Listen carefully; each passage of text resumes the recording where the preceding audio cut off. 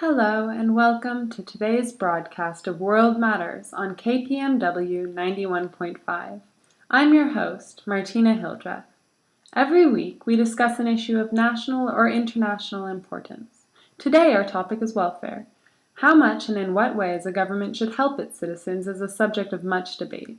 In the United States, social programs make up the largest portion of federal spending, and yet the country is often criticized for its lack of benefits. Welfare programs today include Social Security, which provides pensions for the retired and disabled, Medicaid and Medicare, which offer health insurance to low-income and senior citizens, payments to the unemployed for a limited time, and food stamps to help low-income families purchase food. While these may seem like ample provisions, the U.S. provides fewer benefits than most other developed nations. With us in the studio today, we have Ms. Sherry Carswell, an American citizen here to talk about her experiences with the welfare system. Good morning, Ms. Carswell, and welcome to the show. Thank you so much for having me. Could you please tell us about your experiences with our country's so-called safety net? Sure. I used to work at a popular clothing retailer. When I was diagnosed with cancer last year, I had to take a lot of time off for treatment. It wasn't long before I used up my 2 weeks of sick leave and had no choice but to leave my job. Along with my job, I lost my company-provided health insurance. My husband is a construction worker and does not have coverage, so we had to start paying the insurance premiums ourselves. This was a tremendous strain on our family. Before long, we got behind on our rent and were kicked out of our apartment. Thankfully, my husband's parents had an extra room where they let us stay for free. Since then, my cancer's gone away and I have started looking for work again. Hopefully, we'll be able to get our own place soon. That sounds like a struggle. I'm sorry. And do you think the American welfare system is to blame for this? Yes, I do. This is not a unique story in our country. Thousands of people go through similar things every year. The fact that a person's life and livelihood can be destroyed by no fault of their own and the government just sits back and watches? That's appalling to me. It just doesn't make sense. Thank you for your time, Ms. Carswell. We wish you all the best. Many developed nations across the globe have significantly larger welfare systems than that of the United States. One such country is Norway. The Norwegian government not only spends a tremendous amount on social programs, but provides its citizens with exceptional coverage, even by European standards. Here with us in the studio, we have Erik Olsen, a Norwegian citizen and political scientist. Welcome to the show, Mr. Olsen. Thanks for having me.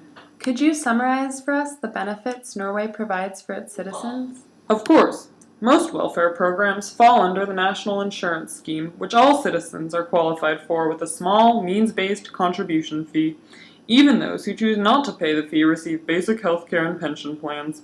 Full coverage includes old age, surviving spouse, and disability pensions, cash benefits in case of illness or injury, free treatment at any of the nation's hospitals, under- and unemployment payments, funeral grants in case of death, family allowances per child, and payments for families with small children, for single parents, and in the case of occupational injury. The government also provides free education from preschool through university. It also ensures fair benefits for workers by requiring that all businesses allow their employees unlimited paid sick leave with doctor confirmation and 13 months of paid maternity leave, which can be shared between both parents. Wow, that would have changed Ms. Carswell's story a lot. Do you think that system succeeds in improving the lives of its citizens? Yes, I do.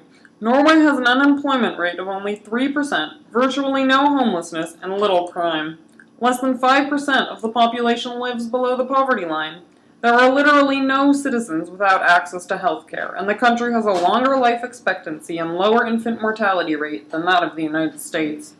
Not only does Norway have a higher GDP per capita than the US, but it has the 14th most even distribution of wealth in the world, compared to the US's 145th. Those certainly are impressive statistics. In fact, the United Nations recently ranked Norway as the most livable country in the world. One last question that I'm sure is on everyone's mind. How does the government pay for all these provisions? That's a great question. Healthcare, education, and other social programs make up 65% of the government's annual spending, which is a tremendous amount of money. However, the government generates much of its revenue through petroleum exports. Norway is one of the world's leading oil and natural gas exporters, and the state controls the majority of the industry. Last year, this earned the government the equivalent of more than 70 billion US dollars. Of course, citizens also contribute by paying taxes. Most Norwegians pay an income tax of anywhere from 10% to 30% based on their wages, and those with an exceptionally high income pay even more. What it comes down to is this: we pool the resources of the entire country, from petroleum to personal income, in order to ensure the well-being of the entire country. In my opinion, Norway lives by this ethos more than any other country in the world. Thank you for your time, Mr. Olson, and thank you, listeners, for tuning in to World Matters on 91.5 for our discussion on welfare systems across the globe. What do you think about this issue? Do you think a welfare system similar to that of Norway would work in the U.S.?